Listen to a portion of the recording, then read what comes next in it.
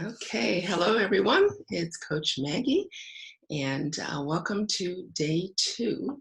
So, as you come in, feel free to um, go ahead and maybe comment if you've had a chance to look over day one.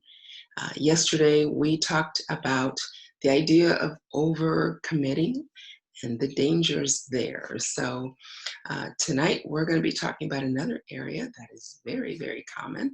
And so I'm sure it'll come as no surprise. And so I'm got just another minute, but I want you to really be thinking about, what's coming up. And probably for most, we haven't necessarily, gotten to that place as far as the holidays are concerned with being overly committed. I'm sure there's going to be a lot of like company parties that are going to be canceled and a lot of those types of things. I know people are already talking about shortening, um, the number of people that are meeting as a family. And so it's really going to change the dynamics of the holiday season. But I still think we need to be thinking about, because again, we can get overcommitted just even at home. We can overcommit ourselves just with maybe taking on too many projects, trying to do too many things. It just hit me today. I purchased a program to help me work on my YouTube channel. And I found myself thinking, what was I thinking? Because it's a membership, but yet I haven't really had time to put into really applying a lot of the principles. And so, I was sort of beating myself up a little bit today, thinking, really, it's something that I want to do, but is now the best time. And I think that's one of the things that we need to think about. Do we have the bandwidth to handle that situation? Do we have the time? Do we have the materials? Just all of those things. And so overcommitment is definitely a big one. And it's one that definitely is worse around the holidays, can be seasonal, but it's something that we need to get a hold of no matter what. So, all right, so we're going to go ahead. It's 7 on the dot. And I know your time is precious, and we have things that we need to be doing. And so today we are talking about the importance of what we eat. And we know the holidays are notorious for binging on the sweets and the goodies. I was in Walmart today picking up some things. And of course, we just got through Halloween. So the shelves were still partially filled with Halloween candy. And of course, there were the people picking through trying to find their things. And so Halloween sort of kicks off that crazy season of eating a lot of the junk. And so anyway, this is the time.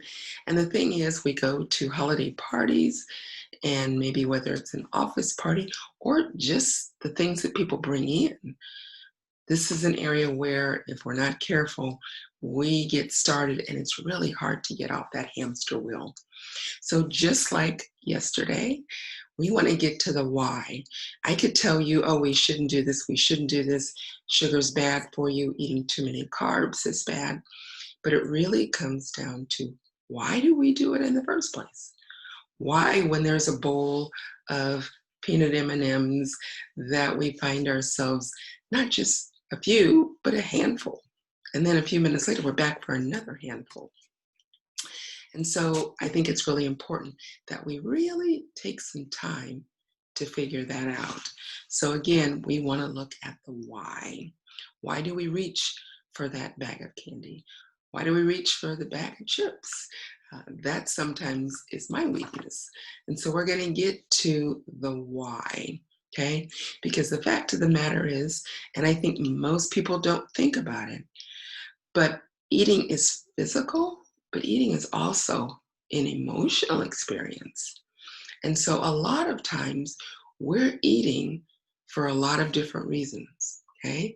Think about why you reach for things that you shouldn't, whether it's at home, whether it's at work, Whether maybe you're in one of the stores, Costco or Sam's, and they're giving away samples, no matter where it is, why do we reach for certain foods?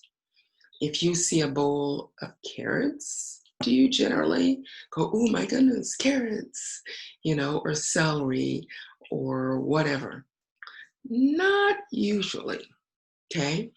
But when we see the sweets, when we see the carbs, we see the nuts, the chips, and the nuts are good. But sometimes you go to parties and things, and they're the sugary ones or the overly salty ones or the smoked ones. So yes, at one time the nuts were a good thing, but trust me, by the time you get to them, they're not. So why do we reach for those things in the first place? And that's what we really want to talk about tonight. Fact is, we find a certain level of comfort. That's why we tend to, especially the carbs, we tend to say, oh, that's my comfort food. Whether it's mac and cheese, mashed potatoes, a lot of those types of foods, bread for a lot of people is a comfort food. And so those are the areas that we often think, oh, but it makes me feel good. And especially as we go into the fall and the colder season, we're more drawn to those types of foods. And again, they tend to make us feel comfortable, cozy. And so those are comfort foods. But again, why do we reach for them? So let's take a look. First of all, fatigue. Have you noticed when you're tired, often, especially if it's in the middle of the day and you're dragging, what do you reach for? I mean, think about it. So fatigue is one. Another one is boredom. Maybe it's a Saturday, you're around the house, you're just not doing a whole lot. And so pretty soon you're, going through the kitchen, you're opening cupboard doors, you're opening up the refrigerator, the freezer, and the bottom line is you're bored. Another one is anger or irritation. You get mad, whether it's at your kids, your spouse, but you get mad and you go for something. And it's almost like it's a way of letting off steam. But again, emotions, okay? Another one is fear. Fear can get us to reach for things, to want something to eat because we're afraid, okay? And it could be a fear like danger or just a fear of taking that next step, okay? Another one, stress. That's a big one, is stress. And so often when we feel stress, we feel pressured. It's just like, we're just, biting our nails. Pretty soon we think, why bite my nails? I can go get ice cream. Or I can, pull through Starbucks and get, some sugary loaded drink. Okay. So stress is another one. Overwork. Okay. Often people leave work and they feel overwhelmed, overworked. And so it's easy to pull in somewhere. And whether it's getting fries or it's again getting a supersized pop to go, overwork is another one. But the thing is, these give a momentary sense of relief, but does it last? It's actually momentary. For a few moments, that sugary thing, that bag of chips, it gives you that little high. It sort of gives you that boost of energy. But a couple hours later, what happens? Okay. The boredom, does it change the boredom? No, not really.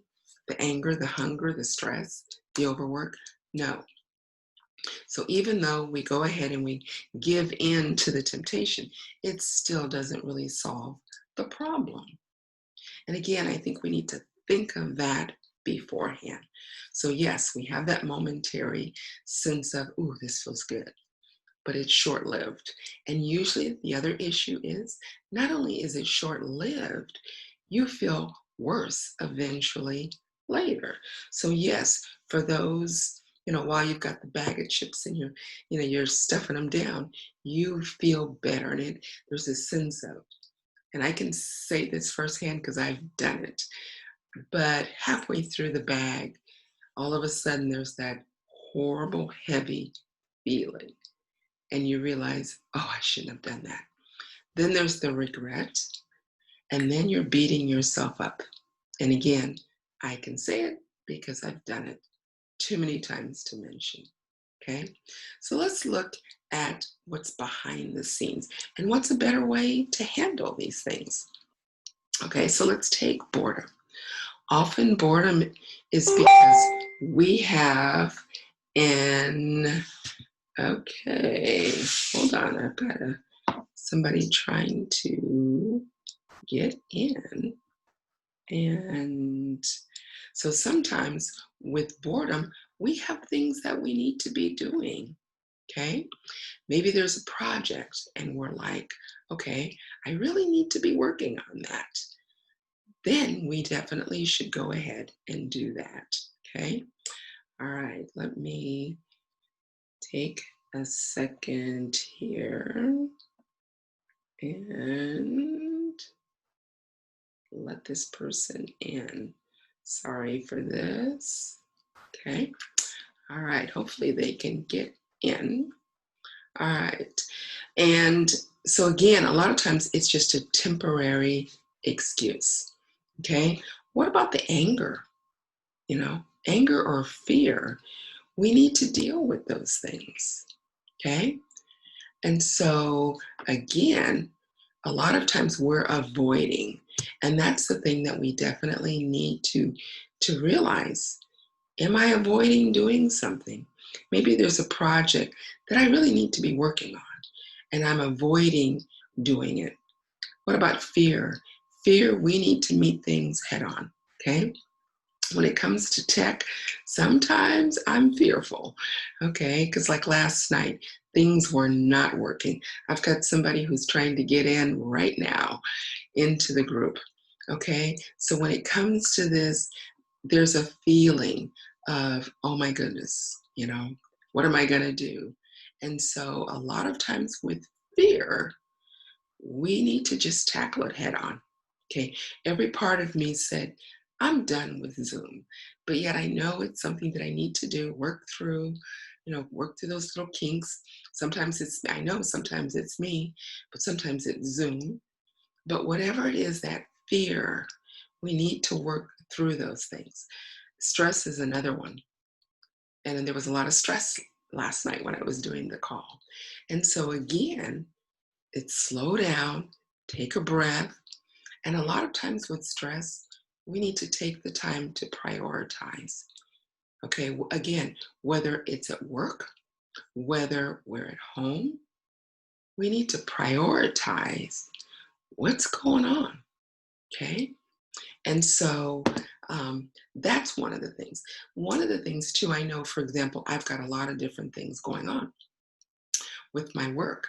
And so, again, like I said, this program with the YouTube, sometimes part of our overeating, part of our binging on sweets or carbs is because what we talked about yesterday. And that's overdoing it, overcommitting. Okay. So again, all of these things tie together, but they all start up here. All right.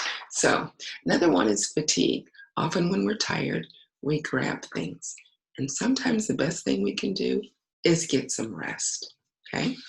So the thing is, a lot of times we are addicted. We can get addicted to the sugar and the carbs. And a lot of people are there. Okay. And we hate to think that we could possibly become addicted to something. But sugar, the carbs turn to sugar in our body, and it's a lot easier than we realize. And unfortunately, it's a lot harder than sometimes we realize. And so it's a case of we've got to get to that place where we are saying, okay, I got to back away from this. But I think one of the best steps and a great place to start is really digging in as to why. Why is this happening? Why are we having issues? And so then take each one and try to be proactive. okay? In each of the ones that we talked about, if we can be proactive and we know we have triggers, okay? Certain times of the day, we tend to be more prone to certain things, or certain times of the month. Sometimes it's a hormonal thing. We have to think about that. And that's why I am such a proponent of keeping a daily log of what we're eating. Certain foods are going to get us. Hormones kick in. All of these things make a difference. When we eat certain foods, it tends to throw us into that cycle of where we want more and more. Because again, the body's not satisfied. And once we get on that sugar roller coaster, it gets us going. Now, can we get off? Absolutely. There's no question. But again, it does take effort and it does take time. Okay. But again, the more we can plan ahead, not allow ourselves to get overly hungry, keeping nuts and the carrots and fruit and some of those things with us. When we see ourselves getting stressed and pressure, start realizing, okay, this is one of my triggers. Or if you notice at 3 o'clock, most days you find yourself in that slump where you're reaching for things that you shouldn't, then be proactive. So the more we can do on the front end, the more likely we can avoid things. Okay, when I was doing this, I got to thinking, I remember I retired a little over 2 years ago from the elementary school. And often I would be in the teacher's lounge. Maybe I'd gone in to make copies or something. But especially I noticed this in the afternoon. You'd see a teacher come in and just frantic almost. And generally they came in and they often headed straight to the vending machine. So they'd get a can of pop and then they'd go for, something like a candy bar or some cookies. And then they'd look at me with this guilty look and they say, I've just got to have this right now. And usually it was a child that had set them off, or, they were feeling overwhelmed because the kids weren't doing well. And the thing is, I was like, hey, I'm not the nutrition police, if you're going to have it, have it. But the thing I always thought of is that candy bar really going to make the situation better? Is it going to make that child act better? A lot of times when we go for these things, it's a reaction to something. It's not really solving the problem. It's just sort of a band-aid. And so again, the more we can try to get to the root of why we do what we do when we do it, then we're more able to stop that pattern, and we can start making new habits. This isn't an overnight thing. The beauty of it is all of the things we're talking about that have to do with the holidays, these are practices for every single day of the year. So if we can get a handle on them now, they can serve us really, really well as we go through the holidays, as we go through stressful times. And I'm sure there'll be lots of stressful days ahead of us. So the more we can rein in the why do we do what we do and start to be proactive, I think we'll better be able to handle those things. So let's make sure that we take time to really think of the why. Again, and I can't stress it enough. Even if it's just on a little pocket calendar, a little tablet, try to find out when are those times you're more likely to give in. Is it the stress? Is it when you're tired? Is it when you're hungry, you're irritable, you're bored? Maybe it's all of those things. But again, try to look beyond those to see what is the real problem here.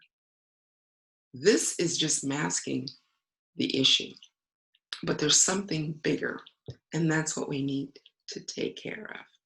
So I hope these were helpful.